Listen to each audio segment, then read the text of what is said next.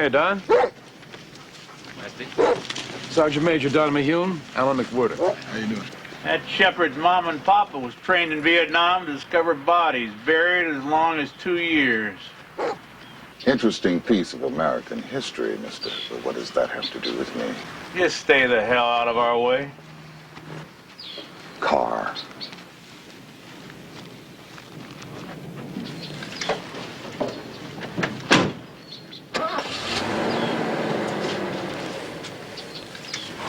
Search. Problem was in Nam, we were searching huge areas, flat, no reference points. Your jungle's so thick you couldn't see your hand in front of your face. Dogs would get so excited they'd run around like a halfback. Hell, we had no idea where they'd been. We figured they needed a path. Dune!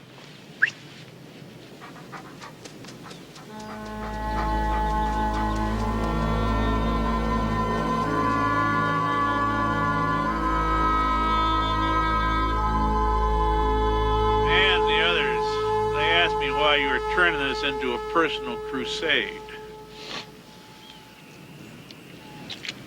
If it is, because the man's guilty. You don't have a damn thing to back that up. Telling me you've never gone with a gut feeling? Sure, but I'd feel a whole lot better about this if I thought that's what you were doing. This is because Grace is a preacher.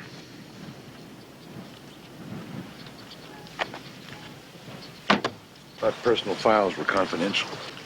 Well, there are files and there are files. Know what I mean?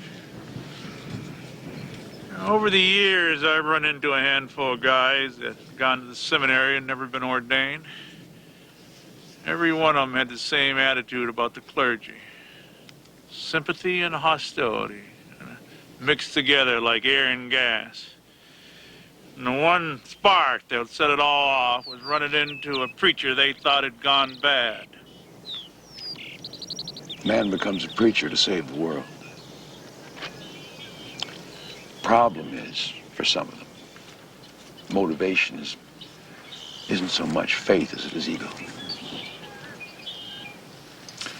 I know how fundamental Protestantism looks from the outside. Hell, I grew up in the middle of it. And yet there were parts of it that were beautiful. Didn't matter who you were, what you did, what you had. What mattered was faith. Simple, powerful.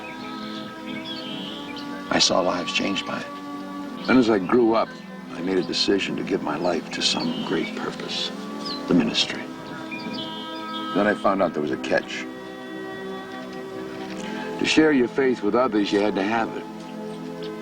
And the more important faith became to me, the less I had. Prayed. Lord, I believe. Help thou my unbelief. And the greater my doubts became. The biggest problem I had as a seminarian, I still have it today, is with death. I used to be able to explain it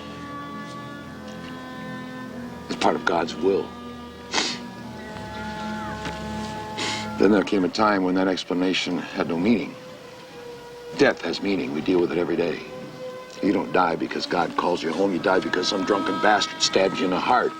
A real preacher has faith to leave that judgment in God's hands. I do not.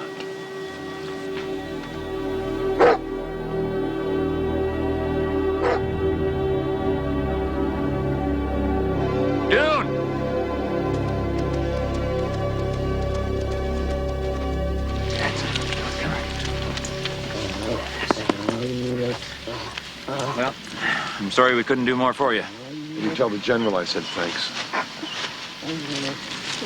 Come on, Dune.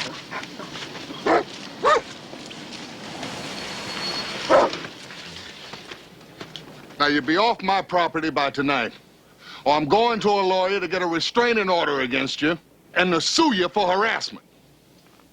Let's go.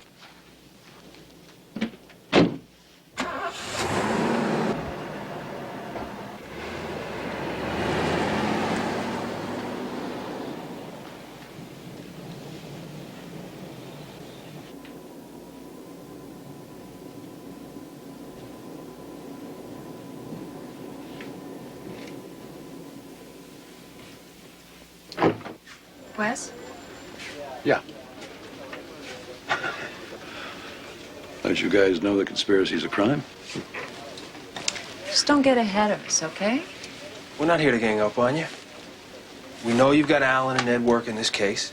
And we're not too busy that we can't help. Well, I appreciate the offer.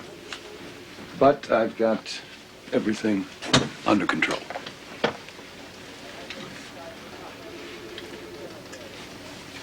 All right. Maybe we did come in here to gang up on you a little bit. You're focused on a missing persons case to the exclusion of everything else that's going on here. Personal involvement means trouble. You've said that to us 1,000,000 times, right? One of us goes out on our own, you go nuts. You're going to tell us this isn't personal? No, I'm not. Then why are we dealing with it? I am. You're not. I don't want to take up any more of the unit's time than I have to. I'm lost without forensics, so shoot me. That's why I borrowed Alan and Norma. The case to this point is 100% gumshoe. Ned's the best there is. You, Jimmy, Tony, you have your ongoing assignments. So, if you'll excuse me, you have your work to do, and I have my personal involvements to look after.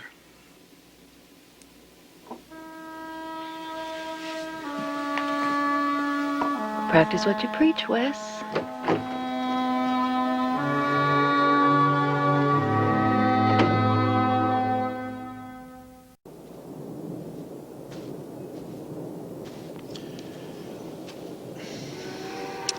Must be pretty good money in ministering to be able to afford a spread like this.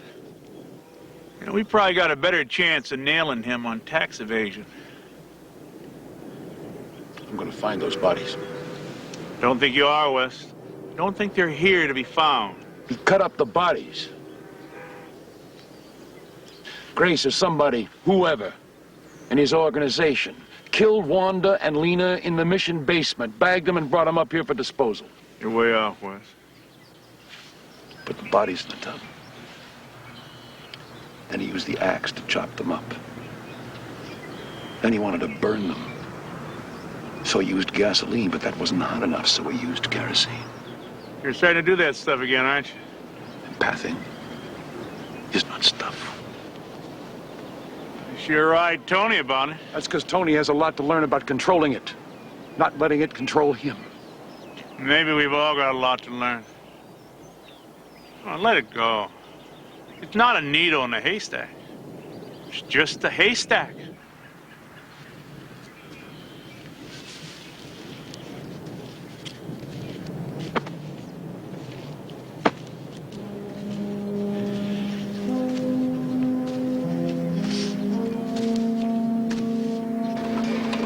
The residue from a fire within the tub's deep scratches revealed a kerosene accelerant.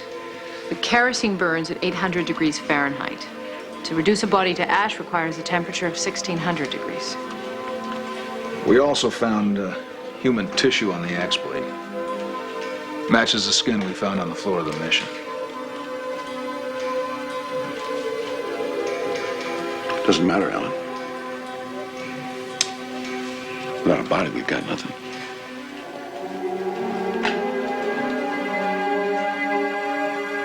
Skipper, look, I know what you're going through, and I want you to know that if there's anything that I can do to help... Right. Well, I wanted to talk to you. This may be a stupid idea, but it'll just take a second. I had this issue of modern farming, okay?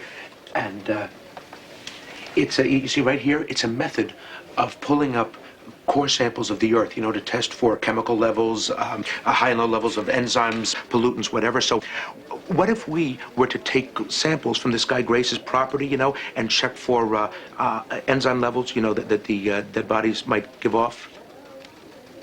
No? Is a good answer. If you don't, I just thought that you should know. Skipper?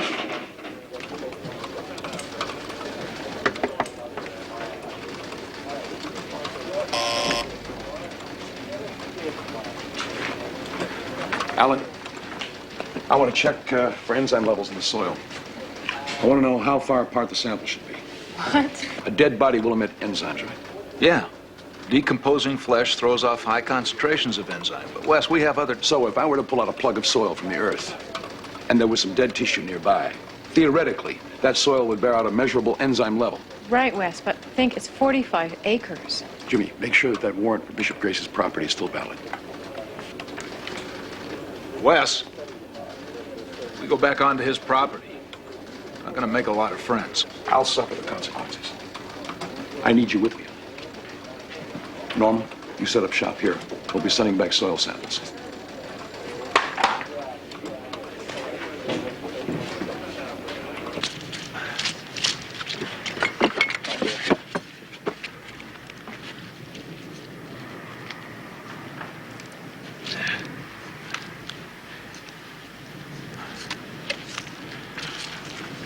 These samples take care of quadrants 8 and 9. Everything east of the barn down to the property line, about 3,200 square feet. Norman has the first shipment. Got them about an hour ago.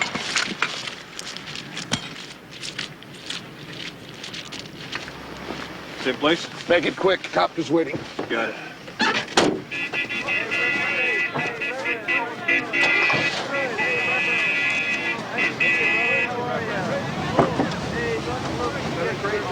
Thank you. Thank you. Good to see you. Call a plot by my detractors and an overzealous government official. Thank you. Thank you. Thank you very much. Thank you.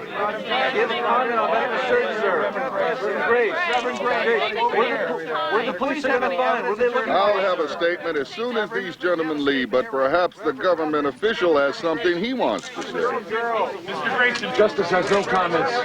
No comment. Officer! I have nothing to say. Get the circus out of here. Strength and determination, Mr. Grayson, is woven into the very fabric of good men. If one can add patience, so much the better. I think I've had enormous patience with you. No, it is I who have shown patience with you, sir. Patience at a point where others feel I have a perfect right to say no. Until my warrant expires tomorrow morning at 7:30, my right to say yes supersedes your right to say no.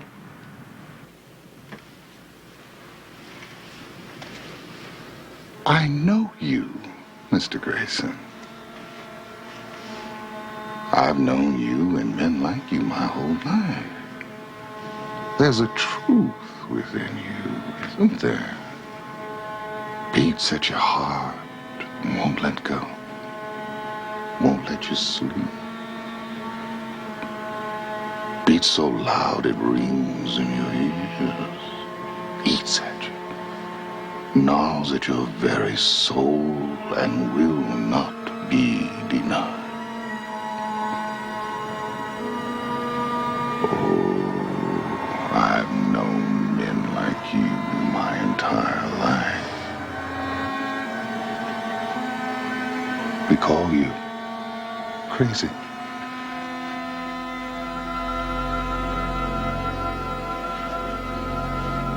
$7:30 tomorrow morning.